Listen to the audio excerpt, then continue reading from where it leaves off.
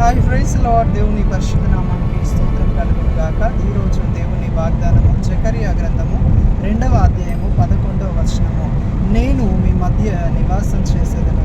ఆమేన్, హల్లెలూయా. చూడండి, దేవుడు అంటూ ఉన్నాడు, నేను మీ మధ్య నివాసం చేస్తానని.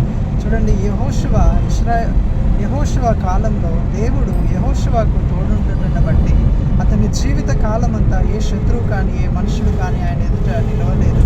అవును, దేవుడు తోడుండుటను బట్టి ఇశ్రాయేలీలు అరణ్యంలో పోషించబడ్డారు. వారికి కావలసిన ఆహారమును, వస్త్రములను, ప్రతి విధమైన కృపను ఆయన చూపించాడు. అంత మాత్రం కాదు, పగలు వారికి మేఘస్తంభంగా ఉంటూ రాత్రి వారికి అగ్నిస్తంభంగా ఉంటూ దేవుడు ఏ హాని వారికి కలగకుండా, ఏ అపాయము వారి దరిచేరకుండా వారిని కాచి కాపాడాడు. చూడండి, అదే దేవుడు ఈరోజు కూడా మనకు తోడుగా ఉన్నాడు. ఆయనకు మనం అంటే ఎంత శ్రద్ధ. చూడండి, మోషేకు దేవుడు తోడుండటను బట్టి ఎర్ర సముద్రంను 2 పాయలుగా చేశారు, బండను చీల్చి నీళ్ళనిచ్చారు. అవును, ఆయన ప్రార్థించగా ఆకాశం నుండి మన్నా కురిపించబడింది. మాంసము కూడా ప్రజలు కోరినప్పుడు అది కూడా దేవుడు దయచేశాడు. అదే దేవుడు ఈరోజు మన మధ్య ఉన్నాడు, మనకు తోడుగా ఉన్నాడు.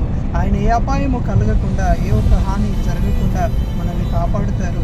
అంత మాత్రం కాదు, మన ప్రతి అవసరతను, అక్కరను క్రీస్తు యేసు నామంలో తీర్చి మనకు తోడుగా ఉంటున్న దేవుడు, మనల్ని ప్రేమిస్తున్న దేవుడు, అద్భుతకరుడైన దేవుడు, జయకరమైన జీవితము, క్షేమకరమైన జీవితమును మనకు అనుగ్రహిస్తాడు.